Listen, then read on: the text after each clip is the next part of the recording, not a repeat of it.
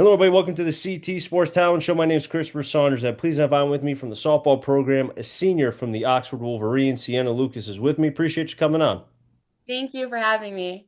You and I were just talking about some of the teams and stories and just everything from the past to the present and everything else. Mhm. And I know in terms of the present, you guys lost a tough one in the quarterfinal, but in terms of looking at it from a glass half full, you guys right now, unless something drastic changes, and I'm pretty sure all games are done, right?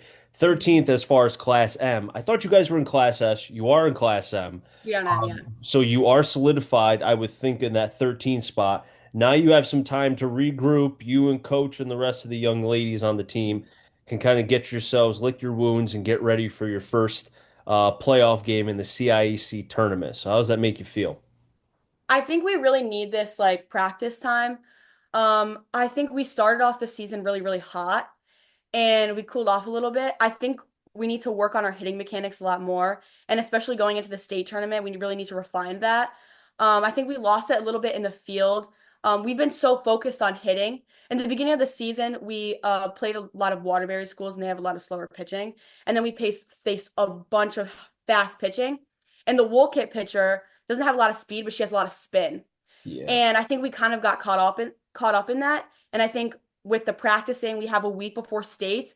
We should really practice and focus on our hitting approach, our approaches at the plate, what we're doing in the field, having some fielding practice. I think that'll be really crucial and important for us going into states. Do you feel like too that, I was talking with a coach some hours ago, early on today, and the weather has not been kind, right? We Mhm. got fooled a little bit in the beginning, first week of the spring season. It was 80, it was beautiful. Then after that, wind, rain, a little bit of snow up in the Berkshires. I mean, you name it, right? It's been Yeah, I don't know for softball. I know baseball, they've had some teams have had to play 5 games in a row in some weeks. It's just been we that did too. bad. Okay, so perfect. So it kind of goes into my question. Do you feel like not having that consistency too as well maybe has affected, not to say it affected the quarterfinal game, but just like you said, the hitting mechanics, the defense, not being able to get everything clicking and going from hot to cold.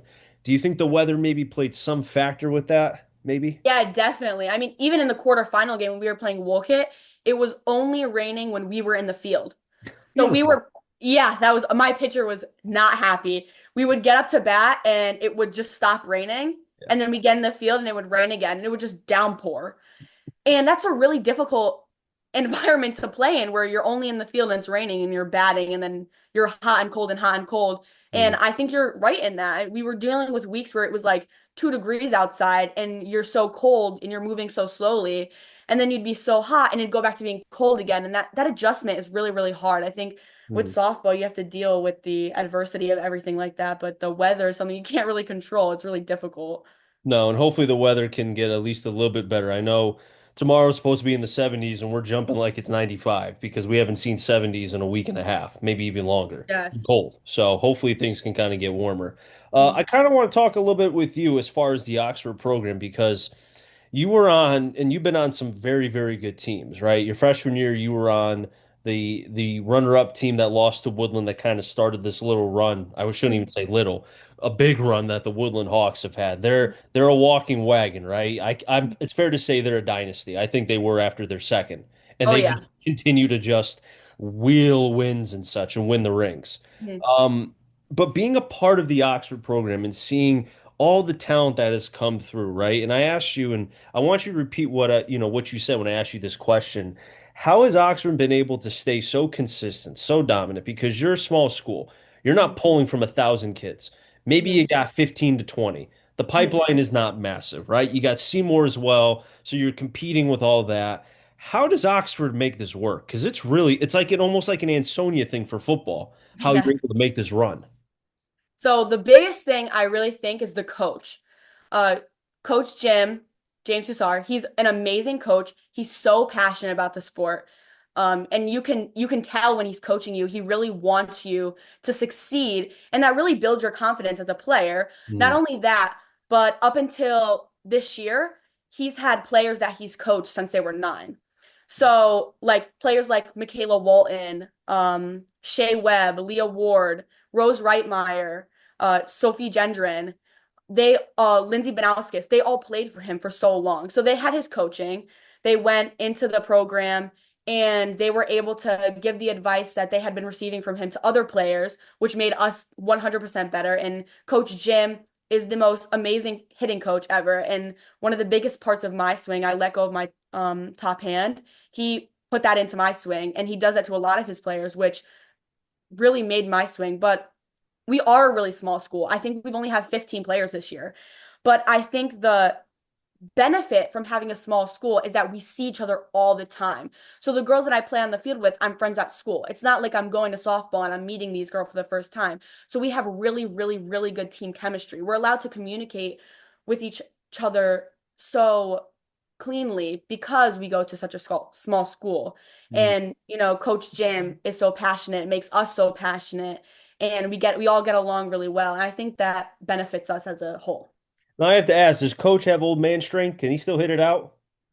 He does have old man strength. I really think he does. Perfect. Yes. I figured I remember some of the when he would be hitting ground balls during, infield, outfield before the Woodland game your freshman year. He was hitting the ball pretty hard a little bit. I remember that. Yes.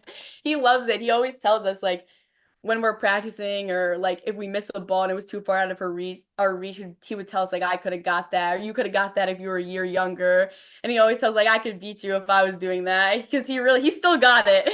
He probably, hey, keeps him young, right? Yeah. I mean, and also too, I mean, I'd have to think about every coach that is in the softball programs in the NVL, but he has to be with the Seymour coach retiring coming into this year. He has to be the not oldest coach in terms of age, but just in terms of seniority in the Yeah. Valley, right? He's got to be up there, I would think. Yeah, I think so. I mean, he's been at the school since it opened in 2007. So Yep. he's been coaching at the school for like 18 years. So he Yeah. knows his stuff. He knows like every coach or we'll play a team and he always be like, I remember when this coach first started coaching here or something like that. So he really knows his stuff. So, when we look at, going back to the Oxford program really quickly, being able to only have so many as far as Mhm. players on the team, right? I mean, it really kind of I don't want to say puts pressure on the varsity level, but in terms of getting valuable reps and such, you're not only making yourselves better by performing at your best ability because okay, after me, maybe the next player's not ready, or we just don't have a next player because we don't have the numbers. So I have to make sure I do my thing, right? But also too, you're getting the next crop, the next wave, and depending on the pipeline, maybe you have a good freshman class that has seven, eight, whatever it is. Mhm. Like, do you realize that too, as far as that? I think, yeah, I think there is a lot of pressure to the players. I know, like, if I get hurt or if I'm not performing at my level, like, there's no one to replace me. And even our catcher, there's no other catcher. Our pitcher, she is the only pitcher that we have on the team. And yeah, we only have one pitcher. Yeah. So she knows if she's not performing, the whole team fails. I know if I'm not performing, the whole team fails. So we take practicing very seriously. We only have 15 girls, and some girls have, especially at the end of the year, you have award ceremonies, and not everyone's there all the time. And when we are, we're getting a lot of reps. We spend 2 hours. We have 3 hour practices. We spend 2 hours hitting and I'm taking reps off the tee and then I'm doing front toss and we do front toss 3 times every single practice. I'm getting reps, I'm getting coached, I'm doing my drills on the tee. I really like to do the same thing every time to Mhm. really perfect my swing. And I know the girls on the team, they do that as well. And we always try to give each other advice or be like, what can I do to get better? Because we know that if we're not doing our part, there is no one to replace us and we lose. So I think that's a big part of us working hard and not having replacements. We all want to win and we want to do good. And maybe winning's not everything, but for us, it is. So we I love it. hope whoever, and you could fill me in on the pitcher's name. Who's the pitcher? Isabella Constantini. Constantini. Great name. Great last name. Is she Italian? Maybe not. Probably not. Yeah, and Greek. Oh, and Greek? Oh, yeah, figures, but that's fine. Greek and Italian. I hope when on practice days, I hope you guys, if she wants a bucket of ice, if she Oh wants yeah. water, you're running. She shouldn't have to go out to get anything. She She's does it. she's like. she's the prized horse. Like if something happens to the horse, you don't win the Kentucky Derby, you win nothing. You got to Yes. make sure she's whatever she wants. She wants a yellow Gatorade. If you don't have any, go to 7-Eleven, wherever it is in Oxford, if you have one, and go get it, you know? Yes. And she, for some reason, she likes to scare us too. Because for some reason, she gets Really? hit with the ball every single at bat. For some reason, always. And she'll like start laughing, and we're like, oh my God, this is it. She's crying. She's done. And then she gets up and she's like laughing so hard. I'm like, Bella, you're giving me a heart attack. Like, if you're done, Yeah.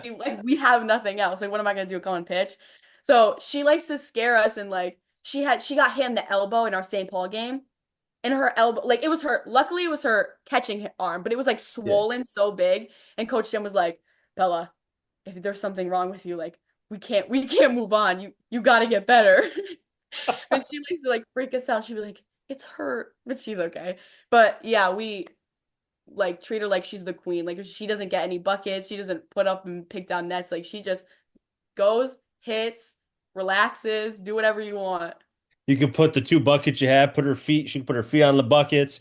She could just put her hands behind her head and just go, yeah, I'm just gonna sit here and watch. You guys just Yeah. do what you gotta do. She wants a towel, get her a towel. You know, if she needs her homework done, have a freshman do it. It's fine. Yeah.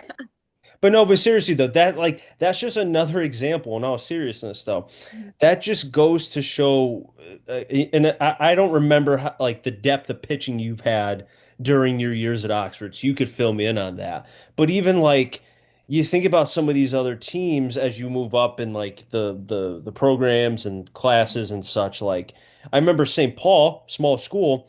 I did their game last year against Holy Cross, and I think they had three pitchers, a freshman, Hofer, who's now a sophomore, and they had a couple others. But Mhm. not every team has three pitchers in softball. Mhm. Usually, if you got two, it's like, God, we're great. We're in great hands. Yeah. One, you got one, and it's like, all right, I'm just gonna keep throwing until hopefully she doesn't get hurt. hmm And so my freshman, sophomore, and junior year, we pitched Shea Webb. I do But remember that. yeah, in our sophomore year, we have three pitchers. So we had Maddie DeSombre, who stopped pitching recently, Bella, and Shea. Yep. And Shea pitched pretty much every single game. And Bella came in a couple innings here and there against like Nagy, I think. Mm-hmm. And she didn't bat because we had other players at that point, so she didn't even hit. So all she did was pitch. Yeah. But this year with Bella, we played 1 week, 22 innings in like 2 days. Yeah. And yeah, and Bella was so tired, like exhausted, and especially this year with all the rain, the weather. We played 4 games in a row, and we played 7 innings every single time. And it was, and then we played 10 innings with Seymour, and then we had Chapag on Saturday. It was awful, and she was exhausted. Mm-hmm. But other years, we had other pitchers. So if we had that day, like Shay could get relieved with Bella, if she wasn't having a good time. Or my freshman year, Mm-hmm. Shay in the NVL against Woodland in the semis. I think Sophia Gendron got put in and she pitched like 5 of the innings. And we did fantastic, but we don't really have that now. And like I think Watertown, they have three pitchers. St. Paul, they have two pitchers, Harley Emmendorfer, who pitched against us, Yeah. and their sophomore pitcher. Yeah. And we're like the only team that has one pitcher. We're sitting over here like struggling. But somehow, I mean, not somehow, but you found a way to get to what, 13 wins, right? I think 13. Yeah, So you got 13. I know the quarterfinal game did not go your way, but again, yeah.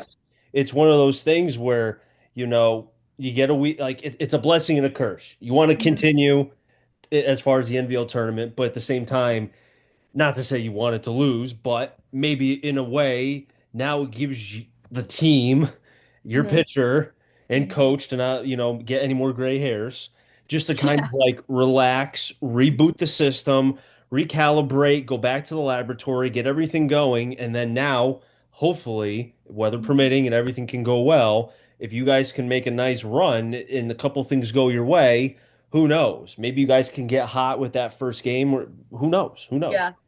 I agree. I really think that the recovery time is super important for us. Like I know a lot of the girls are hurting. We're throwing a lot, we're running a lot, we're hitting a lot. And Bella, I know like she was saying at the last game, she was like, my whole body hurts. Oh, And this week will be so important for her to just recover and like catch up on sleep. And I think that, yeah, you're right. It'll definitely maybe benefit us in a way. It's funny when you talk about sleep because none of you have a 9 to 5 job yet, obviously. So when I Yeah. hear about sleep, I'm like, must be nice to only have to worry about school. Yeah. That must be in softball. I wish I could go back to worry about just school and baseball. But Yeah. you know the real life stuff down the road. No, but Mhm. in all seriousness though, what you guys deal with school and if you're a senior, you've got all the stuff with like it's my last days, you got graduations, you got proms. For the underclassmen, it's finals, it's Mhm. life stuff, which I know is crazy for everybody. And what you guys are able to do, I really commend it. I know I struggled with it when I was in school. I know you guys probably have your own stuff, but you're able to do it, and kudos to you guys. Before I let you go really quickly, anybody you want to give a shout out to as far as the program, family, anything like that, as far as what you've done with Oxford these 4 years? Yeah, I just think really Jim Hussar, and Coach Don. Big shout out to them because they really made me the player I am today. Ronnie Rowe, my coach who passed away, he was a big influence for me. Coach Sal, my travel coach, and my two hitting coaches, Nikki Lombardi and Dana, they both made my swing what it is today. So they're all the coaches that are so amazing. And I'm so excited to play in college for Coach Don and Coach Ray At the University of Bridgeport. at the University of Detroit. Yes. Now, how far is that from that's not too far from Oxford, right? Like 25, 30 minutes? It's 25 minutes. Yeah, because I was going to say you're kind of going that way, right? Because if I know my directions, maybe not. I don't know. I'm not good with directions, but it's not far, right? No, it's really close. How is the they have a turf field, right? No, their baseball field is Oh, turf, but that's their softball field is dirt. okay. But hey, that's Yeah. okay. Nothing wrong with that. No, I like a dirt field. I was gonna say it's natural grass, not the tire pellets and the fake grass. Yeah. I've always liked natural grass. I felt like as a pitcher, I'd rather have that because I pitched back in the day because the Mhm. mound was not because typically the mounds were the only thing that was dirt. Everything else was all turf. And then Mhm. you never got the courtesy of the nice hops, right? On Yeah. greens, you could get that. On turf, it's I mean, you know this. On turf, it's like you never know. It could bounce like a basketball. You never know. Yeah. And they're turning all the fields into turf. Like every tournament I've played for softball these past couple of years have been all turf. And then I get to high school and it's dirt and I'm like, hallelujah, this is so nice. Well, we're getting for football. I mean, it's getting Ansonia's got turf now. The Mhm. only fields left that are grass was Woodland. Now they have turf, and I Yeah. think now it's G and H, Gilbert Northwestern Hoosie. So it's all about the Schnall trying to save money, you know. Yeah. So hey, Sienna, I really appreciate you coming on. Mhm. This was a lot of fun. Best of luck as far as in hopefully not your final game. Hopefully Oxford can go on a nice run here. But Yeah. congratulations on the University of Bridgeport and what you've done with Oxford. And hopefully I can get you back on sometime, maybe before your season at the University of Bridgeport. All right. Yeah, of course. Now wrap things up here on the CT Sports Talent Show. Next time, stay safe. Remember, CT stands for Connecticut Talent. Sure you can find them all. Enjoy the show, everybody, and be well.